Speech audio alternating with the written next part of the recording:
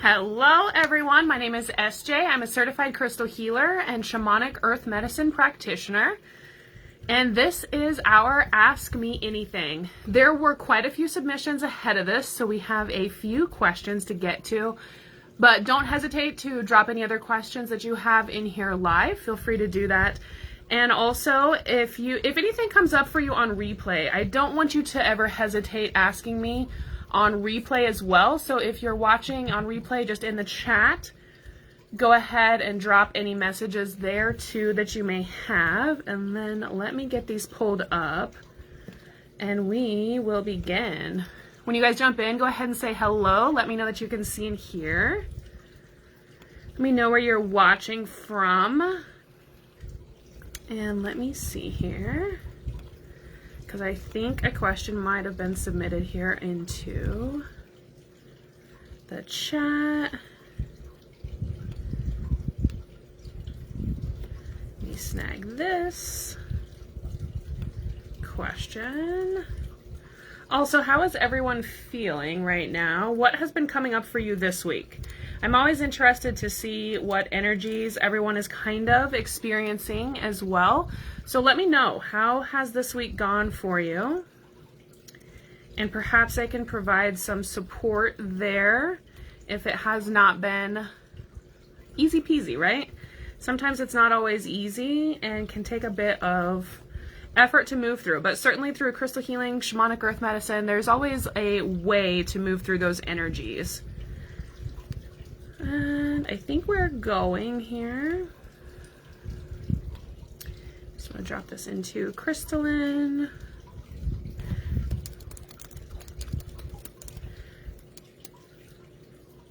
Here we go. And also, if you guys feel drawn to share, please do. I appreciate sending the messages out far and wide so that everyone can benefit from this amazing community. And any questions that come in, whether they're yours or someone else's, they will absolutely benefit anyone else who taps into this energy and has the moment to really kind of see how they connect in with the collective and how those energies really are working together for all of us. Like, we all experience a lot of the same things, and I think we don't even realize that sometimes as well. So first question that was submitted: is there an energetic reason why things like car accidents or identity theft continually happen to people? And I would say yes, there are energetic patterns that can predispose us to have certain things continually happen to us, so like car accidents or like the identity theft. I mean, relationships are a great example too, where we attract the same kind of energy from our partners that maybe are not super beneficial or serving for us. So yes, there can be an energetic underlying component. Typically you will find those kinds of energies come up due to past life issues, possibly childhood trauma and ancestral work. So it's different for everyone. So there's not going to be one specific energy that causes you to experience car accidents or identity theft, but it's more than likely something from a past life or ancestral that energy is kind of coming back around for you to kind of re-experience it and hopefully relieve whatever strain or trauma there was previously. Next one: how do I decide what to work for people? This is a really interesting one, and thank you so much for whoever submitted this question. When deciding what to work, so there's two routes that happen when people come to me. One, they know exactly what they're coming to me for. So I have a lot of people come to me for genetic conditions and looking for relief from a lot of those symptoms. So if they're coming to me for a specific genetic concern like bipolarism, genetic paranoia, hemochromatosis, there's a lot, right? ADHD, ADD, those are all things that I have worked patterns on. There's more too. MS is another one. They know exactly what they're looking for relief on. We do always check to make sure that that is coming up for them for priority. Like, this is the priority thing that we need to be working though. And if they are ready to move through those energies, I've never seen it not be priority either. So we know exactly what we're going into in those sessions when you come to me with those very specific genetic issues. And one thing on the genetic issues or concerns topic, we can't change our DNA, right? Our DNA is our DNA, but we can absolutely shift the way that it expresses itself within our lives. So the symptoms and things like that, we can work through to find relief for a lot of those things.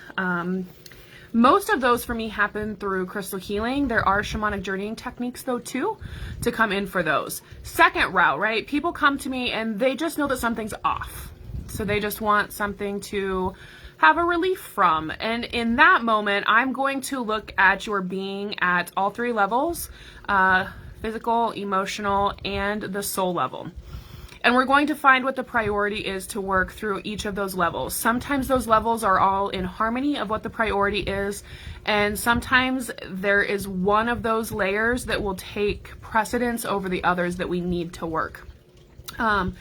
There's also an emotional reason for a physical reason. So I don't know that I've ever seen the physical body hit as the priority for us to focus on. Typically spiritual and emotional relief is where we're going to look, even to relieve a physical concern. Does that make sense? Hopefully that makes sense to you. But it's really going into all three levels of the being and then finding the priority that way to work for them. So those are the two routes. Next one, what is my most used crystal? I would say, because the vast majority of my work is around genetic concerns, Pneumite. Pneumite will be in every single one of my genetic works. So that one is going to come in. Second for that will also be phenakite. Phenakite is another one that will be in all of my genetic workings too. So you're going to see both of those if you're coming to me specifically for genetic concerns that we're trying to alleviate stressors on. For me personally, I find myself using Amazonite with phenakite a lot, and I also use ocean jasper for myself a ton, along with indicolite tourmaline.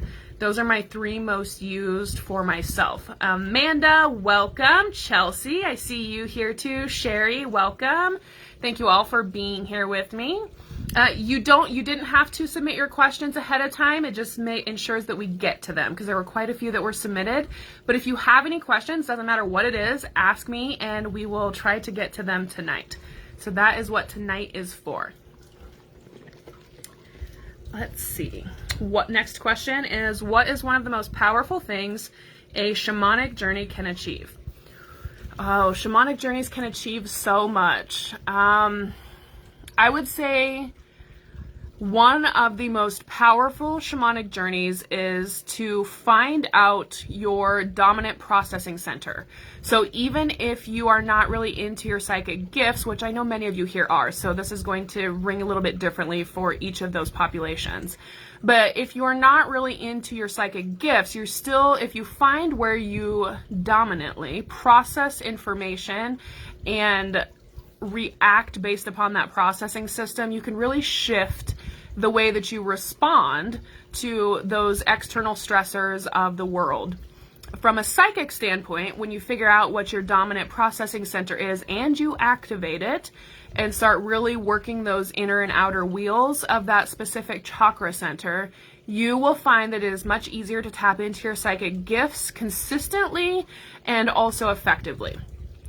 So I would say that is probably one of the most powerful journeys, is to find and activate your dominant processing center or chakra. The next one, there's so much you can achieve with shamanic journey. I mean, even like the genetic concerns, you can do journeys to relieve that. You can do psychopomp work where you're helping those cross over. Lots of mediums use journeys to talk in that middle world with any of the spirits that they're coming into. There's just so much with shamanic journeying that, I mean, really when you think about it, it's almost a guided meditation to get to different layers. So you can really achieve anything that you want to with shamanic journey. You just need to find the right journey and the right plane to visit. So there's a lot to go into with that one. Let's see. Next question is, let's see, where did it go? Is it possible to experience certain ailments when being around specific people? Yes, it is. You can pick up energies from other people, and it's going to always be associated to a lack of your boundaries. So when your boundaries are not firmly in place at all four of those layers, then you can absolutely pick up certain physical stressors, maybe even emotional ones too, from the people that you are around. But if you reinforce your 4 layers of your boundaries, you won't have that issue. So really the boundary work is what you're going to want to focus on if you're experiencing that. Because when our boundaries and our auric field are firmly in place, you're not going to see that being something that you typically experience. Does that make sense? I think who asked this is actually on. Can't remember because I combined them all together. I do want to say though that genetic concerns will come into play with this. Genetic conditions often blow out our auric fields or keep them so that they're not up all of the time due to the nervous system effect that they typically have as well. So if you do have a genetic condition, you would want to supplement medication or work through it from an energetic standpoint, one of those options to support it to ensure that you're not blowing out your auric field. Especially with children, this is one of the first signs that you can also kind of see that perhaps there could be an underlying genetic component that we would want to take a look at and work if you do notice that your kids are experiencing certain ailments coming up when somebody is around, or you would want to support it, do that selenite cleansing and sweeping to reseal that auric field. For your kids as well, just to really support that possibility that the boundaries or the auric field are not staying up at all times. Amanda, yes, I am also a shamanic journeying practitioner, earth medicine practitioner, so journeys is part of my work. Yes, that is something that I am very passionate about as well. Karen, welcome. Happy to have you here within the group. You're new to crystals. You have a job interview tomorrow via phone. Is there a crystal I should have around? New but have a chakra set? Yes. So because you are doing it through a phone, we would want to support the technology as well as your own communication and the ability for the other person to receive your message. So we're going to be working with 3 crystals to support that. First one is shungite. That will support the communication to ensure that the phone, you don't have any technological issues come up. So shungite is the first one. To support your communication and make sure that it's coming out very clearly, I like Larimar or Celestite. So either one of those, if you have them. Blue lace agate is another pretty common one that shows up in chakra sets. Any of those 3 would be fine to support your ability to deliver vocally what you need to say. And then for them to tap in and feel your message and to really jive really with your energies, I would look at Colorado Amazonite or Ocean Jasper. Those 3 crystals together will probably ensure that that job interview is a success for you. Chelsea, you've been experiencing this with G when visitors come. Yeah, so Chelsea, I would look at that to see if there are muscle test or pendulum to see if there's any underlying genetic conditions coming up, or if we just need to enforce or reinforce his energetic boundaries at all 4 layers and the auric field. So just kind of go through those 3 questions. I know you have a lot of tools in your toolkit too, Chelsea, but those would be the 3 things that I would look at. In the Stronger Together membership site, there are 2 videos on reinforcing boundaries. So those will be absolutely amazing to pull in those boundaries just to ensure that that energy is coming together and really sitting in that nice space where he's supported fully as a being too. And next question. Things that I want to know but can't form a question for. How do I discover them? So when there's kind of that monkey mind, right? You can't quite get to exactly what it is that you know something's off, but you can't name it. I would say first, I know you're a head point, Chelsea. If you guys don't know what that means, check out Janessa with Fiercely Radiant Soul and her Enneagram work. But if you are a head point, like I know Chelsea is, we get stuck in our heads to where we want to name everything. We want to find the logic in everything. We want to know everything. I would say if you find yourself often unable to form a question to what you're trying to work, then Spirit is telling you to tap into the feeling behind it more so than the knowing.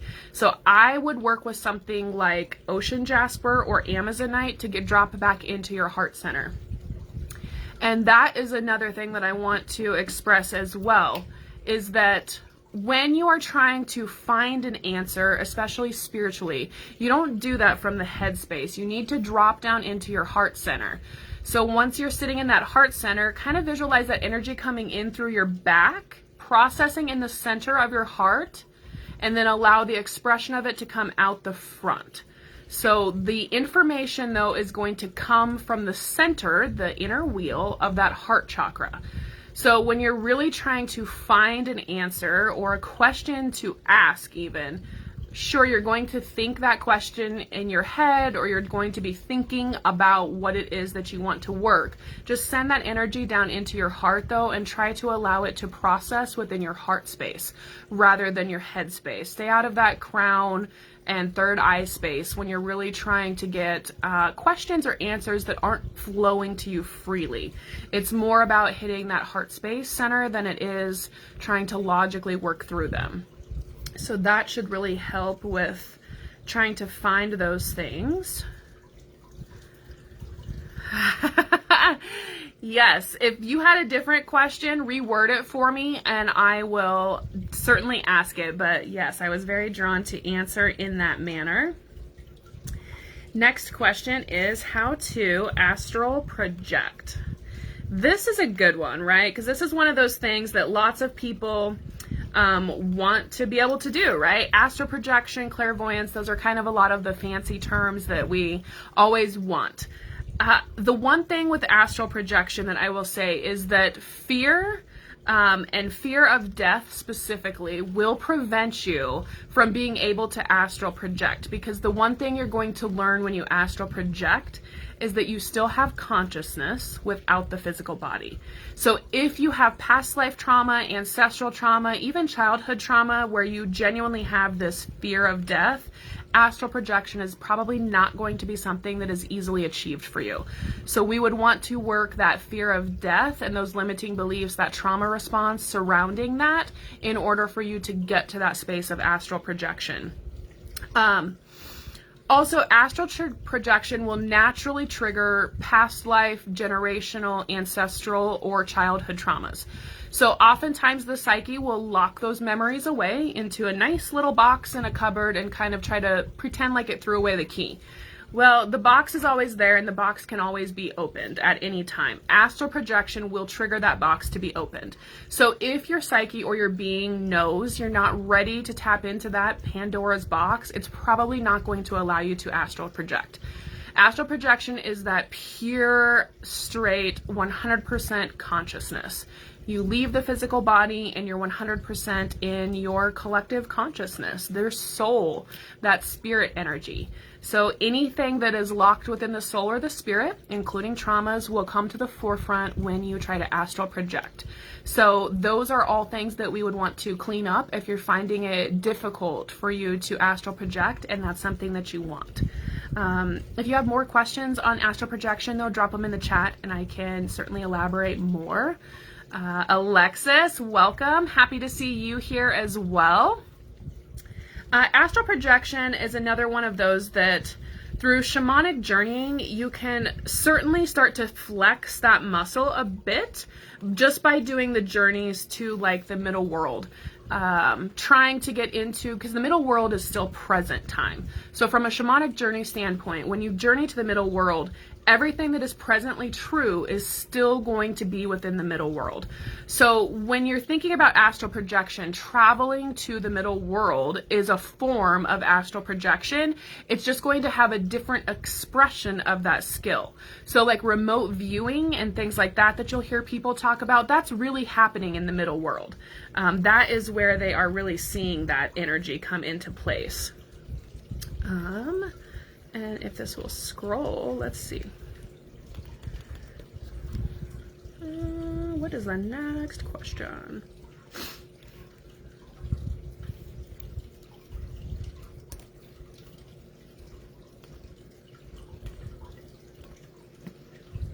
Okay, so we did astral projection. Best ways to release energy blocks on your own. Well, the discovery process. So the discovery of what is actually going on is going to be the first way to release blockages. Desert rose selenite is something that I use whenever I am trying to remove a blockage. So from a crystal healing standpoint, you would want to have the desert rose selenite in your arsenal. I actually prefer shamanic journeys though when I am looking at blockages or discovering them. So I think that's one thing that is not really known about a lot of my work. When I'm doing crystal healing, I'm journeying at the same time as I'm doing your crystal layouts.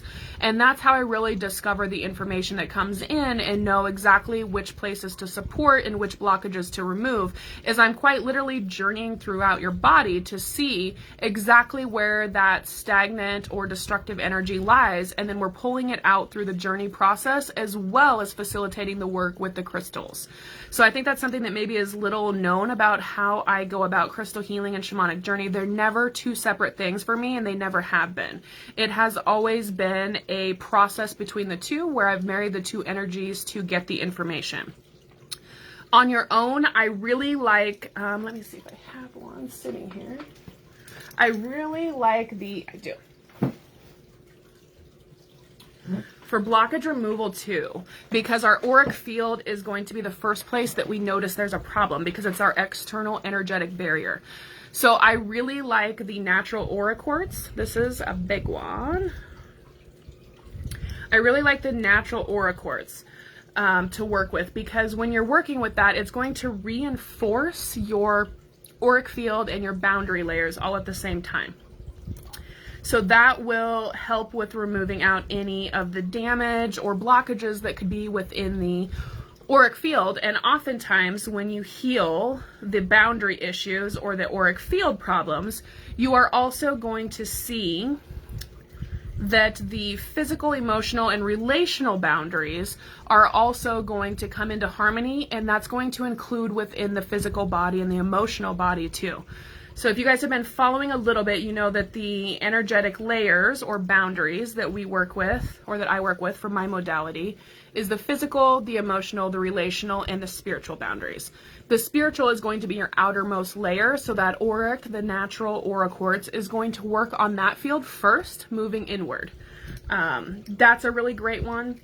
And by working with crystals, I know there's been quite a few lives that I've done on how to work with crystals, but honestly, sleep with it. Put it in your bedroom, sleep next to it. That is the best way to really ingest those crystal healing energies that is practical. It doesn't have to be some elaborate process or layout or anything like that. I also really believe that spirit will come in and do for you whatever needs to be done.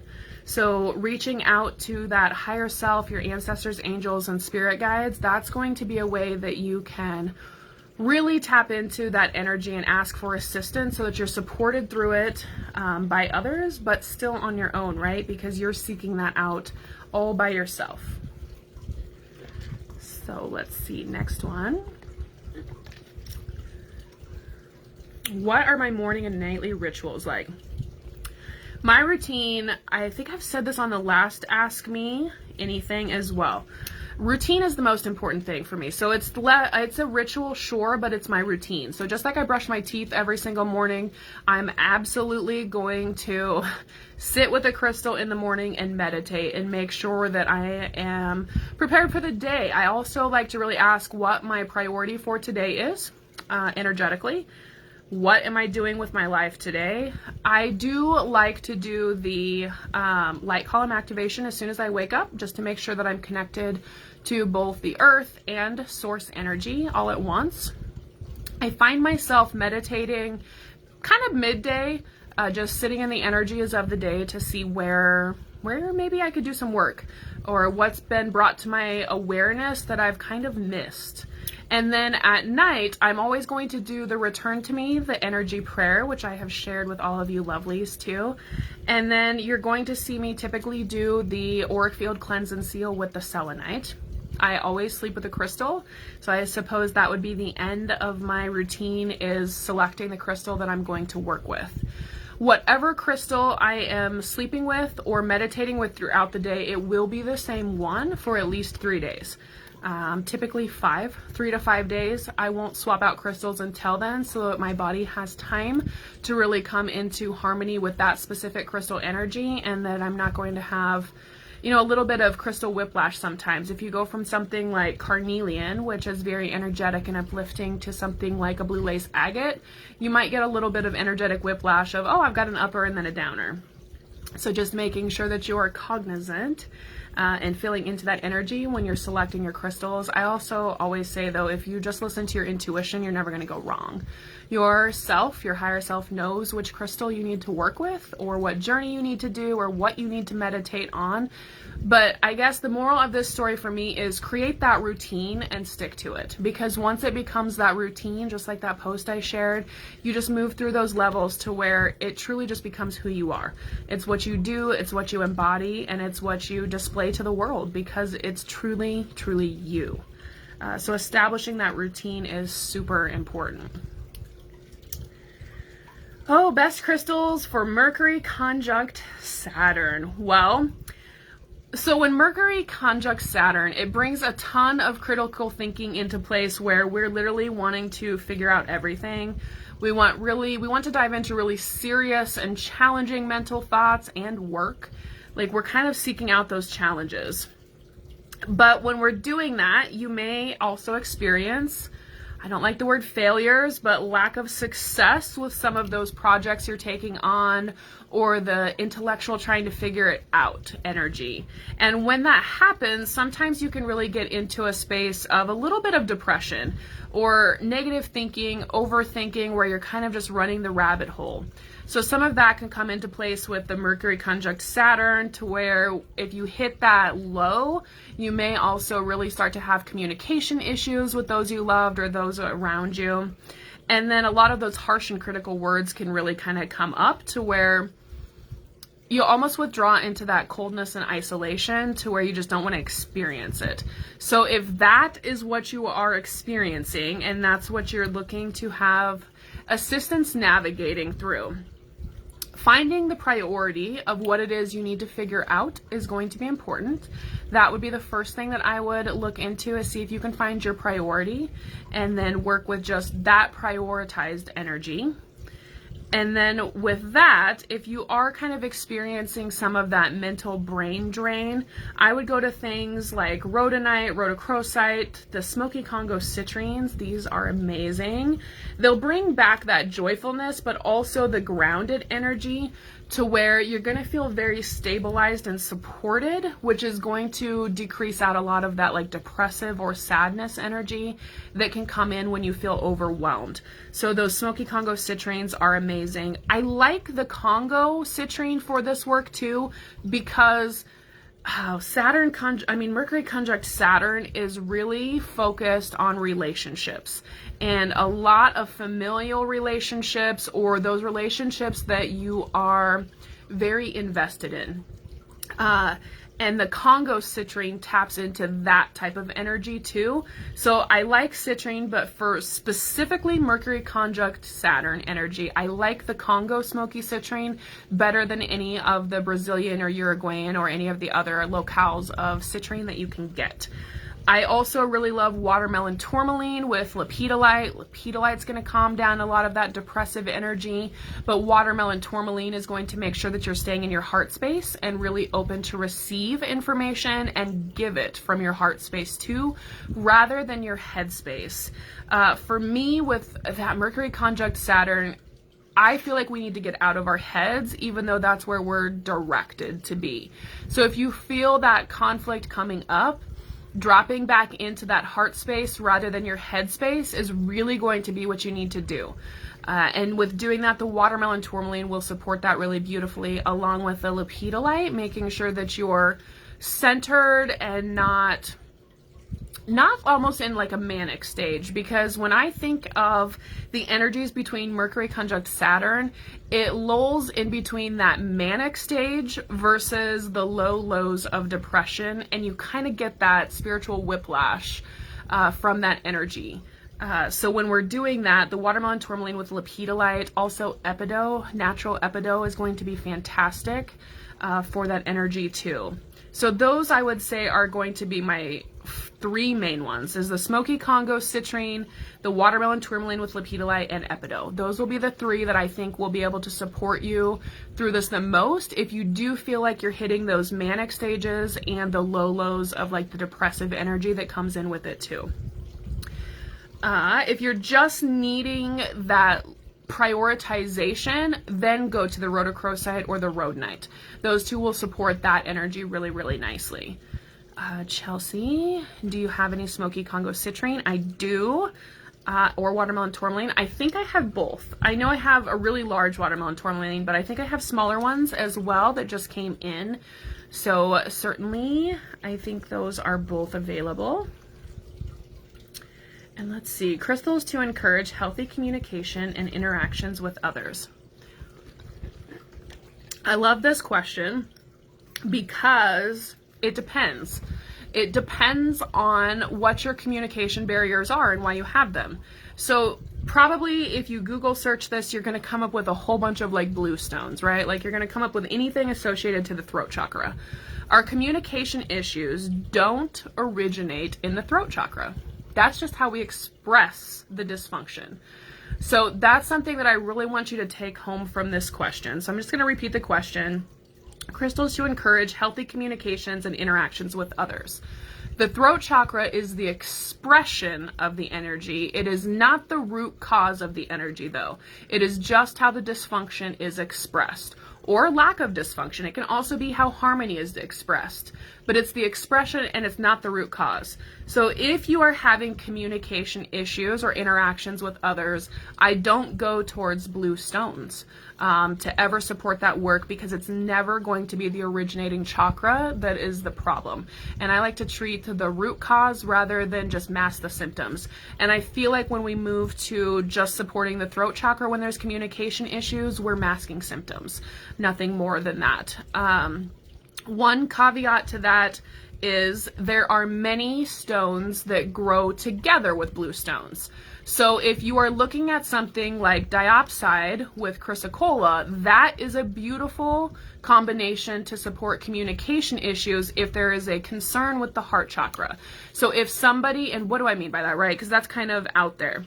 If you feel like you're walled off, like you throw up boundaries to people about those heart walls and that lack of openness, the diopside with the chrysocolla is going to be absolutely beautiful energies for you to pull from to make sure that you are treating the root cause. If you think that generational issues or ancestral concerns could be part of the problem to your communication issues or interactions, then I would go to something like a bloodstone or dravite to support the root and the sacral area.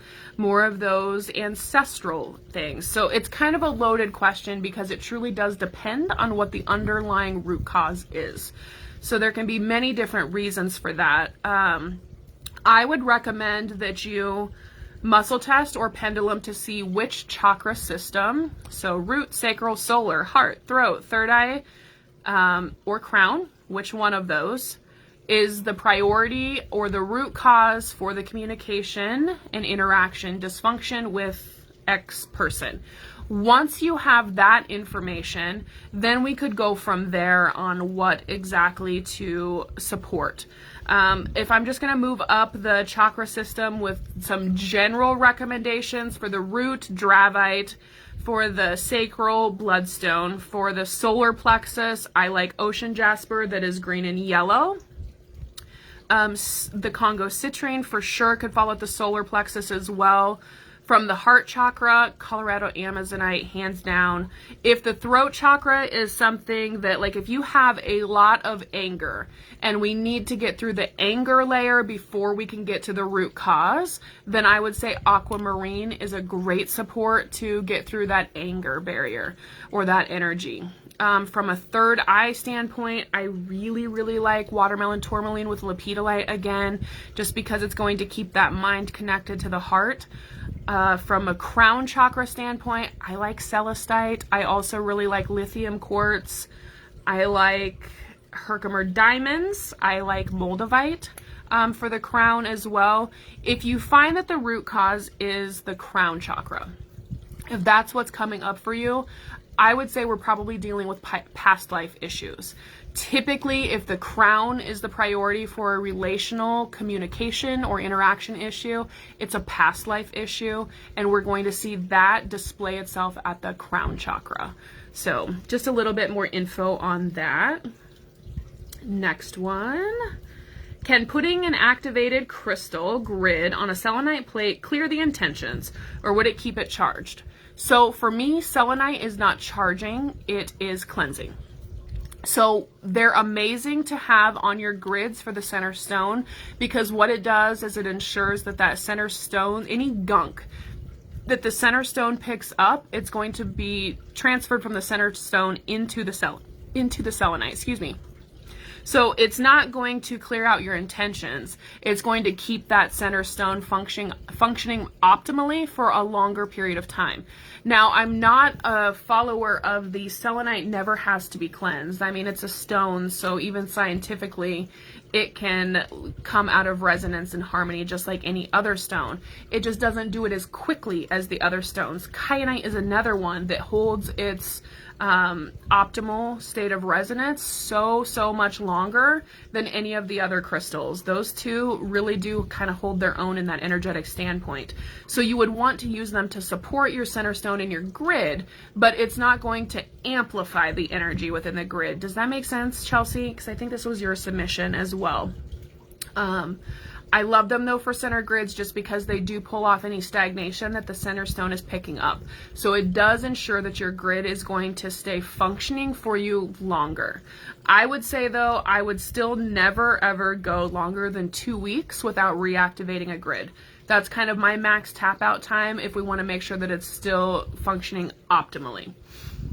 2 weeks is kind of my running factor for grids and them needing assistance.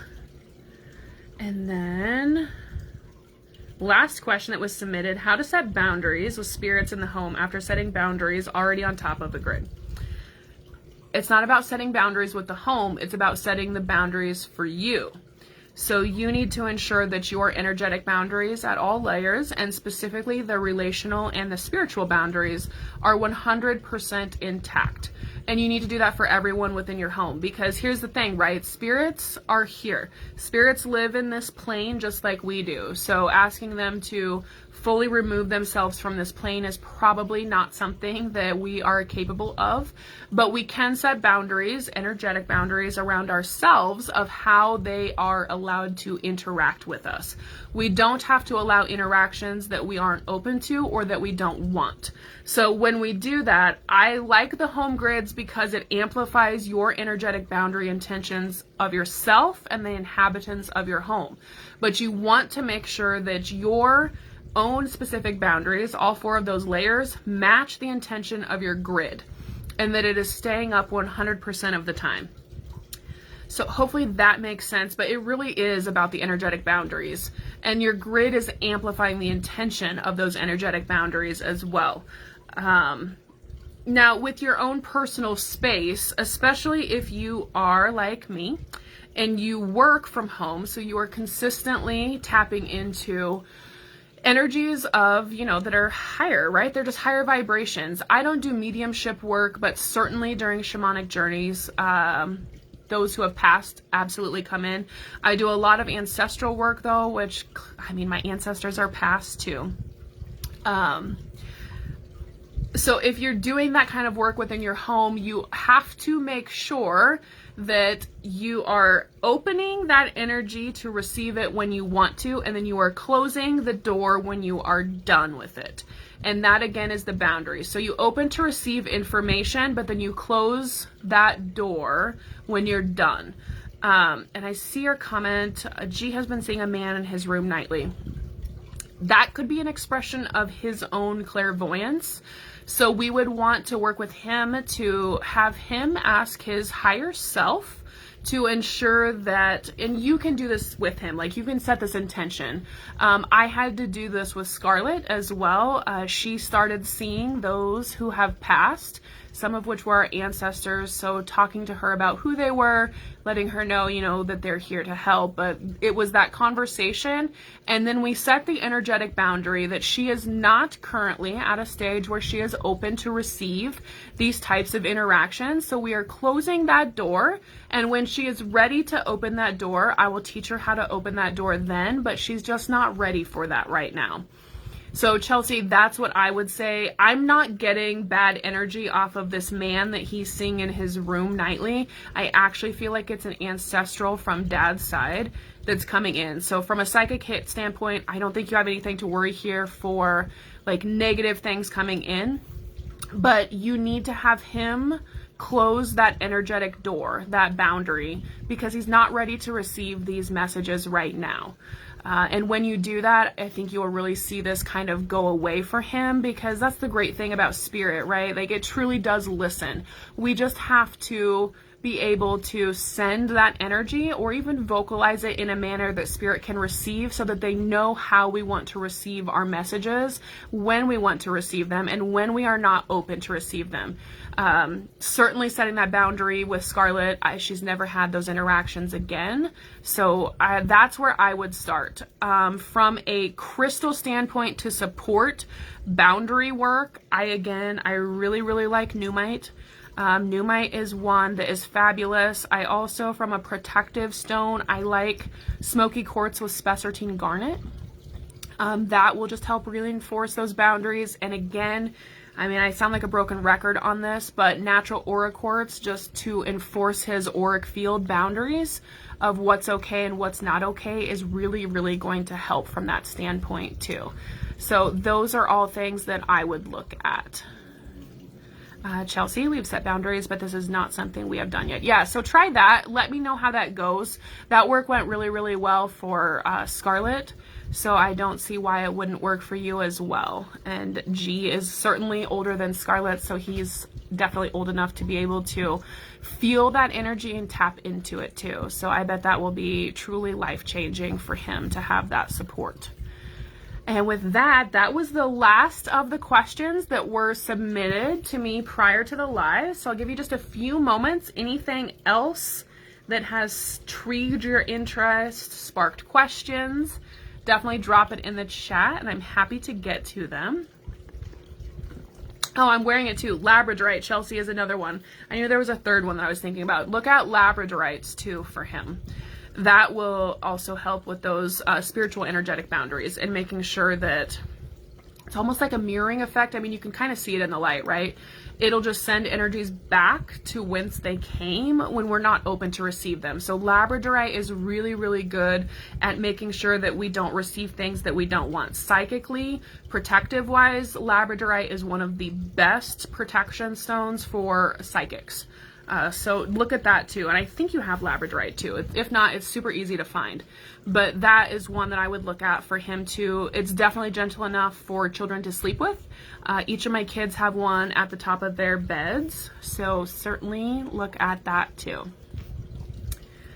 And with that, I don't know that I'm seeing any other questions. Next week, I will do Magical Monday. So that's where we do the card readings, pendulum questions. You can ask me anything and we will get information from your higher self, your spirit guides, ancestors, angels, and source energy. So join me Monday at 7 p.m. That definitely is something that I like to offer to the group and I enjoy doing and tapping into that energy with you as well. And then Thursday will be our Stronger Together connection call. So I want to make sure that you guys, if you are open, if you like this setting, the Stronger Together connection call is, let's actually work this energy. So we have all of those questions that we want answered. And typically it's because we need to have relief from those things that are plaguing us in our everyday lives. So if you find yourself having disharmony within your relationships or just not being able to find the words to say or express in a manner that you want to, because sometimes we say things in anger that we don't really mean. So if you find some of those patterns coming up that are bothering you, even from a physical standpoint, like if you get sick every single first week of April, on your birthday, you always catch the flu or a cold or something. If you can see those tangible patterns happening in your life, what that Stronger Together connection call is to help relieve you on those calls from those specific things. We really want that individualized feedback of what those subscribers need support in, and that's what we deliver on those Thursday calls. So we're not just answering the questions from a cognitive standpoint, we're helping you work through those patterns so that you don't have to be sick every April 1st. So certainly if you're interested in joining that, I will drop the link for the membership there. But I would say, like, the best way for me to describe it is it's like these calls that you get from us, but amplified by 100. So you really get that community support in what you're needing in that specific time and space. Also, Janessa and I have our holistic allergy workshop coming up on April 30th. So take a look at the events. You can find it here in Stronger Together. You're not going to want to miss out on that. And the investment for that workshop is only $39. So, I mean, seriously, less than 2 packages of Claritin and you can find relief, or hopefully find relief from your allergy symptoms that come up too. You'll also get our energetic take on what allergies are, and when you have that true understanding of what they are, it's so much simpler to work through those patterns and then relieve yourself from that too. So don't miss out on that April 30th call if allergies is something that you suffer from, that you would like to experience relief from. With that, I will also have crystals available for you to grab those and be able to use the same crystals that I will use through the grid to help relieve allergies, to have support for you if a new allergy seems to rear its ugly head. So lots of options. Make sure you're keeping up on the events and sign up through the Thinkific platform for the free previews, and then you will be on our email distro. So any new courses or workshops that come out, just like that allergy workshop, you will be the first to know, and you will have access to that, because oftentimes we'll have to limit the space. The allergy workshop is offered both virtually and in person at Emerald Healing Arts and Apothecaries. So take a look at that. Make sure you're jumping into that if that's something that you are drawn to. Janessa, you'll for sure leave the Stronger Together calls with a better connection with yourself, and all of your relationships will benefit. Powerful stuff. Yes. And Janessa dropped the link to jump into that call. So thank you. And Chelsea says, very powerful, amplified by 1,000,000. Thank you, Chelsea. I appreciate you being part of our community so that we always have the chance to work together. So with that, I hope you guys all have an amazing rest of your Thursday night, and I can't wait to see you on Monday, and each of you lovelies that will join us on that connection call. I can't wait. I feel like this energy in April is truly life-changing. And I say that because this month has been life-changing for me. There have been lots of energetic patterns that have come up for me that I did not expect to have to work through. And I'm grateful for the opportunity to be able to shift things in my own personal life and the lives of my loved ones. I mean, April has been really energetically life-changing for many of the loved ones and clients that I've worked with this month too. So don't miss out on that energetic opportunity, and make sure that you are truly working through whatever it is that's your priority. So with that, everybody, have a great rest of your night, and universal blessings.